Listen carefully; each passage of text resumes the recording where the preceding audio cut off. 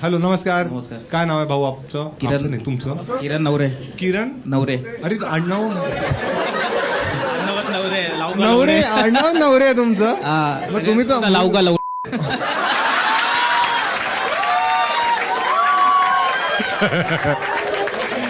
कायली का उत्तर कशी देतात?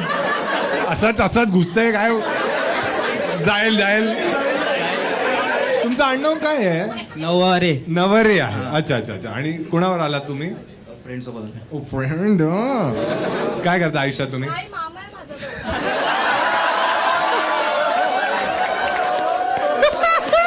अरे लय लांबचं रिलेशन आहे. प्लॉट वे.